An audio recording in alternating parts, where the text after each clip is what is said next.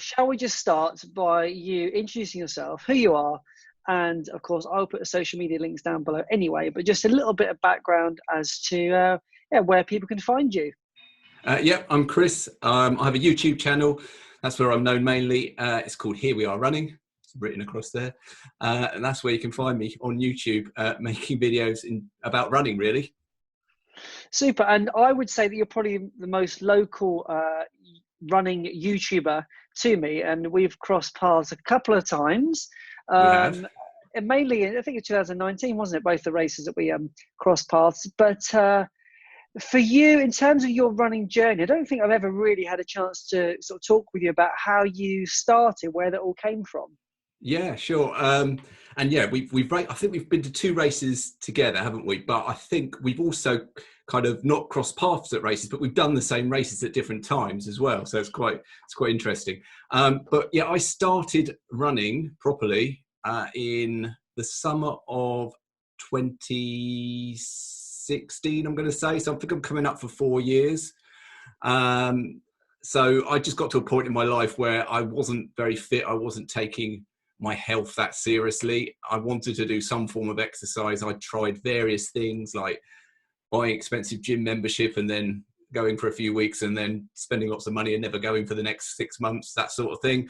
And then I decided I would try to go to parkrun. I'd heard about it from a friend, didn't know anybody down there at all. Just one summer Saturday, went down to my local parkrun, ran it, came in just under 30 minutes, I think, and just got the buzz from there, really. And then I kind of went the next week, the week after, did the normal sort of thing where everyone just goes flat out when they're new to running, just to see the times come down. And that's where it all really kicked off, from doing the 5Ks. So I was on that sort of 5K distance for a good half a year before I started sort of upping the distances at all, experimenting with other things, and worked my way up to getting to the 10K mark. And then it was in, I think, the autumn of 2017 where I did my first half marathon. That was at Run Reigate, which is very local to me. Got the half marathon there. And then my first marathon was 2 years ago at Brighton. So done a marathon at Brighton, done a marathon at Edinburgh last year, and was going to be doing the Manchester Marathon this year. Obviously now that's been postponed. Maybe it will happen in the autumn. We'll wait and see. So that's how I got into it, and that's the sort of main things that I've done since. But lots of races in the meantime, all sorts of distances, and yeah, just really enjoying running and making videos about running. Yeah, it's really, really good to hear, because like I say, we've had these conversations, but sometimes you just don't really dig far enough back to find out where people started. And the more I listen to other people's journeys, the more I feel like they are in some ways similar to mine, in some ways different to mine. And I first became really aware of your channel for the Brighton Marathon, because when I started training for it, whilst I was recording YouTube videos, I really wasn't putting myself out there a huge amount, and it was just part of my daily journey. And then I came across your video and I started to engage in more content with what you were doing and what others were doing. And that really gave me an insight into what I'd already signed up for, because at that point it was too late. I'd already agreed that I was doing the Brighton Marathon. But it was, again, watching those videos, just getting a feel for what it would be like, because it was my first marathon. And I wonder if I could just take you back to what that day was like at Brighton, because I know when I talk to people about their first marathon, a lot of people will say to me, I've got my eye on Brighton, but it's not an easy marathon. It really, No, the more I reflect on it, the more difficult that marathon seems to be. And if I was to run it again, I think the awareness of what's coming probably would be a lot worse. Yes, I mean, I wasn't prepared for what it turned out to be. I hadn't obviously done enough research, or people had kept it very quiet. But it is hilly, particularly in the first half, I think is fair to say. It's not a flat marathon, not compared to some of the others. But on that very first marathon, I remember travelling down there on the train. Then there's a bit of a walk to get to Preston Park, where it all starts off at. loads of people around, much more than I was used to for any other race I'd ever done up to that point in time. And I've got to admit, even though I'd been doing races, quite a few of them by that stage, I was properly nervous going into that. I was really glad to just hit the start line and actually start running. And then the nerves sort of disappeared. But the whole lead up of it, you know, this is a marathon. This is twice the distance than I've ever gone before in a race. And no matter how well you think about your training, you never go to that distance in training. So you never really know until you start doing it. So yeah, nervous starting off, but when we got going, and of course I was filming it, and when I film it, it takes my mind off of what I'm actually doing, because I'm concentrating also on the film and getting some shots that I can use later, talking a bit to the camera as well as we're going around it. So yeah, things went okay for the first half. In fact, it went probably too well, because I was running way too fast on the hillier part of the course. And I think that's what really, by the sort of 2/3 stage of the marathon, that's where it really started to hurt. And I had to end up kind of running a bit, walking a bit, and running a bit. But I did finish it, and I finished it in under 4 hours, which I was really, really pleased with at the end. Yeah, that's phenomenal. Like you say, I was just not prepared for that day. I had in my mind that Brighton was just going to be out and back along the seafront. I really felt like that's what I was letting myself in for. But the hills took me by surprise to start with. I remember at the time I'd just bumped into somebody who was following me on Instagram, and we met just before, and he was in a different starting kind of pen to me. And he's a local person to Brighton. So I remember when he kind of raced past me on the hills, I just thought, hang on, he was supposed to be slower than me. I signed up for a certain time. I really felt like I'd do it in like 4 hours 15, and it was overwhelming for sure. And then those very, very long stretches of residential streets, the support's amazing, but it goes on and on and on and on. And I mean, we can talk about this some more as well, but I found in my training, when I put myself into the hills, into the forest, I find that environment a whole lot more enjoyable to be in for a run. And I can see myself doing a marathon in that circumstance rather than the more residential streets, where actually I found it quite difficult to maintain that level of motivation. I was doing it for mind, I was raising money, but in myself, I knew I was struggling with finding something to focus on, because everything looked very, very samey, especially kind of 16 miles onwards. It's a difficult trek to the finish line at that point. It is, and you're going away from the finish before you start coming back towards the finish, which is mentally quite difficult, I think. You had quite windy weather. Was that right when you did your one? Yeah, that last from 20 miles onwards, I think we had one of the windiest days at the time of the year. Yeah. And yeah, it was difficult. It was really, really, really tough. And I'm really proud of myself for not walking, because it was very easy and tempting to do that. But I just wanted to actually get it over with, because it was becoming really, really draining, very exhausting. I was also aware my family were waiting for me. And I looked at a watch and I realised they've been stood for 4 hours already. I should probably be a little bit more polite and get a move on here. But it was the wind that just, it hit me, it took a breath away, and I found it a very, very tough finish. Yeah, well, I didn't have that at Brighton. In Brighton, the weather was actually perfect for the marathon the year I did it. But my second marathon, certainly the weather played a big part from everyone taking part in there. I mean, I did Edinburgh last year, and I had all sorts of problems in there that weren't just down to the weather, but the weather really, really was tough. Yeah, it's the races nowadays, there are more factors to it than just the training. And I think that mental mindset as well. I walked into my second marathon a lot more confident, but the weather still took me by surprise. And at that point, I was so focused on pace and speed. Ultimately, it was disappointing for me, because I looked down at my watch, I wasn't where I wanted to be, the weather struck, and I just knew I wasn't still mentally comfortable with moving through the process of a marathon. There was still something stopping me and holding me back from just relaxing into it. I feel like I'm there now, but even the second marathon, it was just, I wasn't right to be trying to tackle it on that day. It just wasn't all in place. I think to get experienced at marathons, you have to have done quite a few really before you can really say you're experienced at them. I certainly don't feel that way at the moment. I think I would have probably done a lot better had the Manchester Marathon taken place. I think the training that I had done up to that point that I stopped would have really put me in a good place. But we'll never know, and now I have to wait for the next one. But I think you learn so much each marathon you do, much more so than the shorter distances. But of course, you're doing more of the shorter distance races, and the marathons, you're doing 1 or 2 a year, really.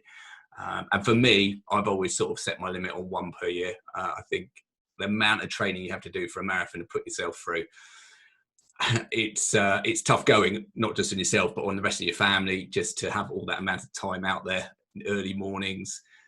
Through the winter has been all my training up to now for marathons. And yeah, it's one a year is my limit. So learning slowly but surely.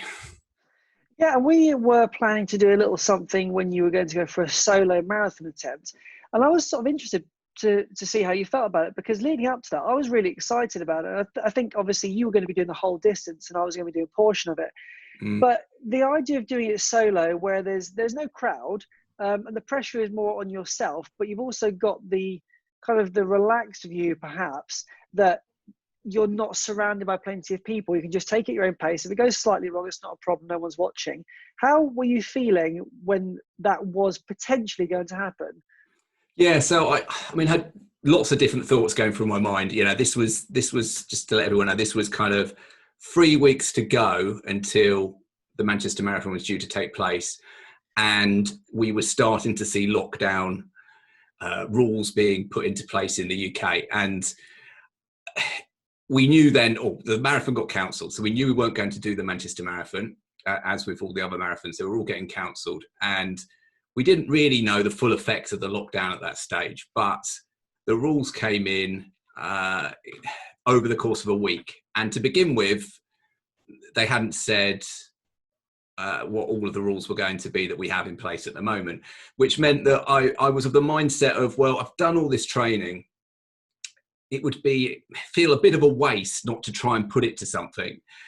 So I thought, there's no point in me trying to do a solo marathon around where I live, because where I live is undulating. You can't find a flat stretch of any sort of distance, really. So I thought, I've got to find somewhere else. And I knew from yourself that you did the marathon up against the Thames on the towpath there. And I had a look at your video. I had a look at another video, I think, and I thought that's looking reasonable sort of terrain, reasonable sort of conditions. That you're pretty flat there. It's going to be an out and back, but I reckon that could be the place to try and go to. Not too far away from where I live, but I thought, that could be a good place to do it. And then you offered to obviously help with that, which was great. And I thought, I'll need a bit of support at least. Doing it all on my own with no one there to sort of help would have been really tough. But then, of course, within that space of a week, the rules came into place, and that just wasn't going to be possible, without breaking rules, which I'd be dead against. So it wasn't going to be possible to go and travel to do exercise. And also, I didn't want to put myself doing that sort of distance. It's a distance that is stretching me. I'm going to be trying to run fast. The state of the medical services and everything, I would not want to even put any risk on that sort of thing going on at that period of time. So over the course of that week, it went from, yes, we're going to do this, to no, we're definitely not going to do this.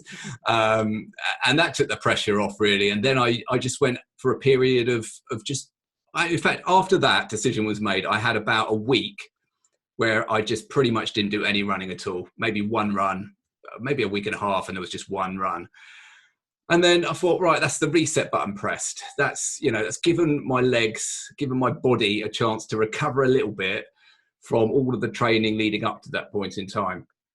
I've done that reset, and now I'm just going to go out and run for enjoyment. I'm just going to do easy runs, have my heart rate monitor on. I'm going to make sure that I stay in the zone I want to be in for easy pace. And I just went out in an early morning, did a 10K, did 15K, whatever it was. Did it that day, did it the next day. And I just went on a bit of a running streak really for 3 weeks maybe, with just one day where I didn't do any running, and sort of got to the point last week where I had thought, right, I've got an opportunity here. I was clocking up so much distance. I've got an opportunity here to really try and get my longest ever distance in a week, which up to that point had been just under 80K. And then I thought, right, well, I'm doing these runs. I'm running every day. And then I clocked up, I think it was 87K, something like that. So well over 50 miles. So another little sort of achievement done there. And then next week, I'm going to be starting a new challenge. So I had a bit less distance and a bit of a recovery week this week coming that we just had. And then next week, I'm going to start a new challenge, which I will reveal in my video on Monday, if you're interested. Super. And I mean, similar to you, we had missed it by a week, hadn't we? And it wasn't going to happen. And I did I suppose, what you did, and it would just have a little reset and stop and think. And I wasn't really feeling too comfortable going out at that stage, just because I wasn't sure myself, even though the rules were in place, what it really meant. I was still seeing a lot of people around me doing huge distances, and I just took a bit of time off. But for me, even though I'm not necessarily training for anything, it's been actually quite freeing to be able to go out. I'm still working from home, but I think because you're based at home, it gives you the opportunity to go out in the morning, not feel like you're going to come back and travel, or equally in the evenings, you're kind of already at home at a time that's more sensible. And I've been, feeling just quite relaxed about having the opportunity to go out whenever I want, a 5K here, 10K here. And that's been, I mean, I think I've seen it reflected in your videos, just that kind of very, what would be the word? This just nice, calm feel to it, where there's no, I must do this today. It's just, I've gone out today for a speed session. I've gone out today for a light jog. It's taken me further than I planned to go. I've seen the sights, and that's been really, I think for me, reassuring to see you doing something, which I can relate to. It's been a much more sort of relaxing period of running, really, I find. And, it's a lot of my runs have been just easy pace. I've done a little bit of speed, but not very much at all. And you can just go out there and enjoy it. And I agree with what you said. It's the fact that you don't have a lot of morning pressure. You're not traveling to work because you're working from home. So that saves you some time. There's no school run to do for me. So the mornings where I would normally be doing that don't give me the opportunity to go out for a 10K run before work. But now I can, I can just get up at the normal sort of time. I would get up, get out the door, still be back, shower and start work on time. So, you've got to take the positives, haven't you? It's a difficult time at the moment, but you've got to take the positives. And that's one thing that I think, has been a good positive, that we've all got the opportunity as runners that we have been allowed to exercise. There's some countries that haven't. People have commented on some of my videos from Spain particularly. Feel so sorry for them. I think they've had some of the restrictions lifted now, but they had much tighter stuff going on than we did, where they couldn't even go out to exercise for weeks. And that would have driven me crazy. It really would have. But I think we just got to be fortunate or think of ourselves as fortunate that we have been able to exercise, and we have been able to get out there, do some exploring. I've seen in your videos you've done some great exploring, some new routes, getting lost on golf courses like me. But that's the sort of thing that ordinarily we probably wouldn't be doing, but now we can. Yeah, I think a lot of my content recently, when I sit and reflect on it, just wouldn't have existed if I was still at work doing the day-to-day normal things I was doing. I just would not have found maybe the time. I wouldn't have spent as much time on my device looking at other people's channels, other people's content, and that's simply how it's come about for me, exploring, just taking some time to see who's in my local area, what's out there, and it surprised me what is available. And I suppose I'm also even more surprised, given that there is a rise in the number of people that are out running, non-runners who are now taking up running.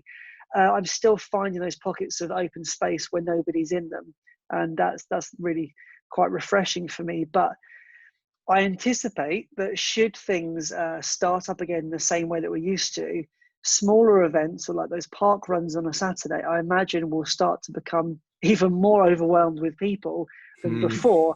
And I'm nervous that they'll start to say that we can start up, only to find that the numbers have doubled or tripled with people who have now found running attending them. So that's where at the moment I'm a little bit tentative as to even these rescheduled events, whether they'll soon become closed down or the numbers will be incredibly restricted to stop that from happening. Yeah, it's just so hard to know what's going to happen with everything really, but particularly in what we do. We're runners, we run, we like to take part in mass participation events, and it's just hard to see how that's going to be allowed for a considerable period of time. Eventually it'll all go back to normal, but there's no sight of that at the moment. I just don't know. We know that everything's been rearranged for the autumn, which would be fantastic if we could, pretty much every week we're going to be taking part in a race. If that could all happen, it'd be fantastic. But I just don't see how it can, where we stand at the moment. Things can change, things could change quickly, but I don't know. I wouldn't feel very confident that it's all going to happen on these postponed dates that are in the calendar at the moment. Yeah, I think it would be fingers crossed that would happen, but I'm tentative, and I feel like 2021 will be a more sensible place to start a refresh. But to lighten the mood again, let's talk a little bit about how and why you started your YouTube channel. What was What was the point of that first video, and where did that all come from? That first video is awful, but it's got to be there for prosperity. And so the first video was, when was it now? The end of 2017. So I think Boxing Day 2017. I went out and I filmed a short video in the trails, hidden away, so that nobody could see me holding a camera up against my face. It was me announcing to the world of YouTube that I was going to take part in my first marathon. And it was really that event, the fact that I had booked onto a marathon, I was just about to start the training for it, that I decided to document and show my short story, share my story of training for my first marathon, really. I was inspired, particularly at that time, because Andy, the Forest of Dean runner, he developed a kind of collaboration video where he got runners from all around the world contributing little clips. He pulled it all together really well. And that just inspired me. Well, if they can all do it, why can't I? And I've got a reason to do it. I'm going to run for a marathon. I haven't done that before, and I'm going to go through a training block for it. Why don't I share that? So, I've always loved making videos. Normally that's just been home videos of the family that we just have, filming the kids, filming holidays that we go on and things like that. So I've always enjoyed that process.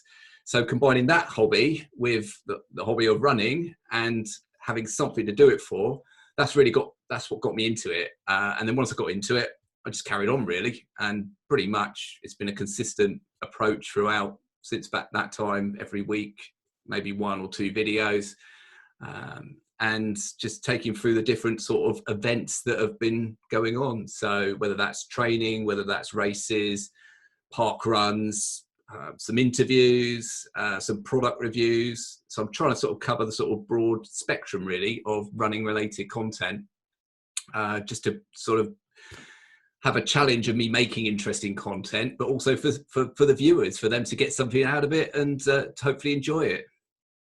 One of my favourite videos you did, actually, and it's one of the more recent ones, and probably actually one of the last events that happened, was the Surrey Half Marathon. Yeah. It must be one of the last events, actually, probably before the cancelled everything. But what I really loved about it was the fact that you were pacing, and I think you documented that so well, because obviously having running races with you, I just looked at it and I could relate to what that had been like, because in the races that we've been in, the one in particular, the Hardest Snails one, we spent some of that time together, And it's that thing of kind of pulling each other through. And I really, really liked the way that was documented, because you showed it from the point of view of a pacer, but also the point of view of a competitor and a runner on the day as well. And I just wondered, well, first of all, the process of you, the kind of recording, the editing, from what I've seen, is pretty much just kind of that first person, this is how I'm feeling at the time. I can tell people are watching now, having been in racing with you, you record as it's happening and what's happening. And it's not clever editing to show something that isn't there. It really is you experiencing the moment. But then also you have this role as a pacer, and then you could maybe share how that came about as well, because I think the two of them came perfectly together. It's one of my favorite videos you've done. Yeah, so normally when you're running in a race and you're videoing, I don't know if you find the same here, but it does add a little bit of a challenge. You're trying to do really well in the race yourself, and you're also videoing this, so you're trying to get good content out of it. And when you're running fast and things are getting hard and it's hurting, that makes the video footage a bit more difficult to do. So that's what would normally happen in a race. But in the Surrey half, where I was pacing, of course, I had another priority really, which was to help the people that I was pacing. So I was expected to keep a consistent pace. I was expected to encourage the other runners around me, to help them on, because for them, whilst for me that pace may be relatively easy to do and hold, for others, that pace was a challenge, and they were I was doing the 2-hour group. So a lot of people obviously want to try and go sub 2. So it's quite a popular group to stick with in a race. So conscious of all of that, and really wanted to make a difference there to help the other people out that are part of your group, that are running around you, just keep them going really until the end. But also conscious I want to capture it on video as well. So sort of combining the sort of different priorities that you have there. But yeah, a lot of it, when I'm filming, it is just you want to capture some of what's going on in the race around you. You want to capture some of the scenery. You want to capture the support. You want to make a video so that somebody that might be wanting to do that race another time can see what it's like and make a decision maybe on whether they're going to take part or not, based on what they've seen in your video and other people's videos of the same race. But you also want to make, in that particular one, you want to sort of show that there are people here that are really, really trying to achieve a particular time. And you've got to do everything you can in that race as a pacer to really help them through it. So yeah, lots of encouragement. And often when I was giving encouragement, I wasn't even filming it, because I just wanted to, it's a personal thing. You want to sort of help people along and give them every best opportunity to come in under that 2-hour mark. And plenty of people did, and they all thank you afterwards, which is, that's very rewarding as a pacer. I've done it twice now in proper road races, and I've also done it in parkrun a few times as well. Yeah, and I think, as you say about the recording it, there is that kind of juggling act between, you want to do really well, but at the same time, the number of races that I've done, there's never been a video recorded about it. So I've always felt a bit of responsibility, as you say, to put something out there. And even though Brighton Marathon is a big event, there are not that many videos on it. And I saw your video and I recorded mine, but when I recorded mine, I did it on my phone. So it wasn't until probably about maybe 8-9 months ago, I got a GoPro. But up until that point, I was just kind of doing it on my phone, as best as I could do on the day without worrying about dropping my phone, this, that, and the other. But in terms of technology, I know you've kind of gone through this evolution as well. It's a similar pace to me. You start to introduce new gadgets and new things to make that more possible. I know when we did the hardest snails, you had more of a kind of a handheld situation with a bit more of this setup, whereas until recently, I haven't even used this. I've been just using it in my hand like this, which again presents its kind of own problems because you're trying to get the distance. But how has technology supported you in your journey on YouTube? When I started, I had this little quite cheap action camera, no stabilization in it at all. So after I took a bit of footage on that when I first started, I go, oh, this is awful. So then I had to buy a gimbal, which is a device that you put the camera in and then it keeps it stabilized. So that was okay, but holding a gimbal and remember then having to turn the gimbal on and off and the camera on and off, it's a bit of a palaver really. So that was the first thing, but it wasn't long after that I bought my first GoPro. That's the GoPro Hero 6, which was really good at the time. It was the latest model at the time, and that was what I used for the training and then the Brighton Marathon itself. So I kept that for, I think, almost 2 years. So I didn't get the GoPro Hero 7, where they did improve stabilization. And even on the Hero 6 there, I used a gimbal with that on some things that I did. So if I was filming a park run, for example, and wasn't taking it so seriously, just trying to get some good footage, I would use a gimbal with the GoPro Hero 6. But then I got my, hang on, here's my GoPro Hero 8. And so I've had that now since that came out, actually, which was last autumn. And that's been a real sort of game changer. That I don't have a gimbal for. I don't even know if they make gimbals for these, because you actually don't need one. You know, the stabilization in that is fantastic. And so all my videos now where I'm out and about running, I'll use that. If I was doing something where I wanted a sort of second camera, then I'd take my Hero 6 out with me, but that would be more of a sort of stationary camera, and then this would be the one for any sort of movement shots. And yeah, so that's what I use. And then I've got various sort of mounts that I put it in depending on what I'm doing, what sort of run I'm going on. Sometimes just a very sort of small handhold thing, like similar to what you had there. Other times on a kind of long selfie stick. I know I've got a GorillaPod tripod thing as well.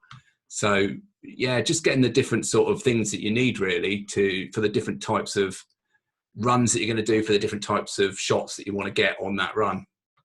Yeah, and I think it's important to say as well, I've spoken to people on social media who have not got any sort of platform on YouTube. They watch videos, they don't record any. And I've said to them, you don't need to invest in technology. As I mentioned, I did my first good number of videos, hundreds of videos, in fact, on my phone. But hopefully you'd agree, when I look back at my videos, I'm so pleased that I recorded them, even the bad ones, the ones that are shaky, the ones that are a bit of a mess, the ones where I've missed off half of my head. I think to have that legacy there for people to look at in the future, 10 years time, whether it's family, whether it's people who just discover you by accident, I think for everybody, you have a journey that you can share, and everybody has an experience that they can put out into the world. I know some people are a little bit self-conscious, but as you and I know, we're normally the only few people in the race who are recording themselves. I don't tend to see a lot of people with the cameras out, maybe a few at the start, but otherwise there's not a lot of people doing it.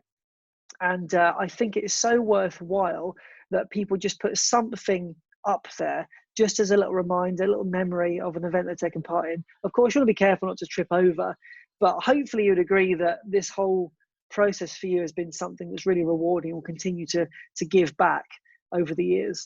Yeah, I think so. And as go back to sort of technology will always move on. So, filming on the best sort of camera now is not going to be a great camera in 5 years' time, is it? So, yeah, anyone can sort of pick up any sort of camera and they can have a go at it. As you get into it more, that's probably when you want to consider getting better technology and just improving your content, really. But in order to document something, then I think anything really, and it is valuable to do it. We've got our races. If we want to look back on our race, everyone has their kind of medal, their bib, their t-shirt, if there was one. Those are the sort of memories that they've got, and maybe some photos, although quite often the race photos you get at races aren't great. But we've got something else. We've got our videos that we can look back on, and we can remember the race from that perspective, really, of how we were feeling at the time and what it was actually like, and remembering that way. And I think that's sort of a great thing to have, really. I completely agree with you. And like you say, to be able to just document it and not worry about what others think, I think is very important as well. Sometimes we do have good days, sometimes we have bad days, and what you do so well is that you document accurately your whole process. I've seen some videos where you've said it's not going to plan today, but it's so easy to edit that out. It's even easier to just pretend it never existed. You know you filmed it, but nobody else knows. Nobody else has a clue. But I think it's to kind of applaud you in what you do, that you've put yourself out there. And yeah, it's not always the day that shows the high. Sometimes it is the low, but I think people can connect with that a whole lot more when they see that the videos do vary. Well, you've got to keep it real, is my view. There's no point in trying to put on a fake face and, say something to the camera that you think might be what the viewer wants to see. But actually, the viewer's following the journey. The viewer knows that you've had good days and they've seen your really good race performances, but you can't hide the bad ones, and I think, well, my Edinburgh Marathon one, for example, that was a very bad day. But I've kept that as the first video that people see when they go to my channel, just because, not every runner wants to, not every runner wants to watch a video that just shows everything going really, really well for somebody else. Because it doesn't always go really, really well for them. So having a video that was a really important race to me, and yet it all went so horribly wrong. I finished it, and that was the main achievement of that race. But I've tried to capture that in what happened in the actual video itself. And I think that's important to do, really. And would you say Edinburgh would be the race that you are most proud of for that point of view? I'm not sure if I would say it's the race that I'm most proud of. I'd say it certainly was a race that required a huge amount of determination to get to that finish line. Because for anyone that hasn't seen it, I started getting cramps in both of my calf muscles, and there was still about 10K to go. And I could hardly move, let alone run or walk, and had to go to the medical tent several times, where I spent long periods in there. And they were saying to me, "Do you want to carry on?" And I said, "If you can get me going again, I'm carrying on." And I didn't want to have had that whole journey up to Scotland to have run 2/3 of the way around, and then to get into problems, and then to not finish it. And I knew my family were all waiting for me at the finishing line, and they had to wait a long time. But I thought, I want to finish this if I possibly could. And I walked a long way after that point in time, but I did get there. It's certainly one where I had to use a lot of determination to do. As I mentioned earlier, the weather was terrible. It was just like gale force winds blowing at you as you're trying to go through that really, really difficult process. But we got there. We got there in the end. Yeah, I think having watched your whole process up until that point, all the training, it was a very emotional watch, because I'd seen the amount of effort you put in. Obviously, I know in terms of the locality where you live, so the journey I recognise was a long journey, and yet you did the most important thing, which is, if you can, it's the keeping going, finishing the race, and being able to say that you completed it. It may not be the way you wanted to complete it, but you completed it nonetheless, and it meant that the training you had put in was for something. And I'm sure, even if it's not necessarily a race that you felt proud of, certainly for me when I watched it, it did strike a chord with me, because I could see in you that level of determination, which a lot of people don't have. And it's similar to when people say about getting that 20 miles and you just kind of keeping going, because to walk to stop is very difficult to continue after that point. But I imagine it's probably through experience of harder times during training and other races you've done, that you knew that continuing was not only possible, but you could see there was an end in sight. Yeah. To be honest, I was thinking 6 hours. Are they going to do a cutoff at 6 hours? Because I only got there a bit before that. I don't think they did do a cutoff at 6 hours, but that was what was in my mind as we were kind of going through the last 5K. It's like, God, am I actually going to get there before they just stop the race? But yeah, it's a memory that won't be forgotten. And it's a video that I will go back and look at myself certainly before I do my next marathon, just to, you know, remind myself of what I went through then. And hopefully that won't happen again in that way, but it will certainly help to sort of boost my determination, I think, in future races like that. Superb. Well, I think you're a very motivational individual, and I've really enjoyed following your journey on YouTube and across social media as well. You mentioned earlier you got an announcement. Which day are you making your announcement on your YouTube channel? On Monday morning. Monday morning. Okay, that's superb. So we look forward to seeing that there. And is the best place to contact you via social media through YouTube comments or through Instagram, or where's the best place? I mean, YouTube is great. That's where all the videos are. You can comment on the videos. I always reply. If you want to contact me, Instagram, Facebook, or Twitter, or either one, doesn't matter. Superb. Well, thank you so much, Chris, for joining me today. And I really look forward to seeing what is next to come for you. Great stuff, Dan. Thanks very much. No problem at all. Pleasure. Thank you.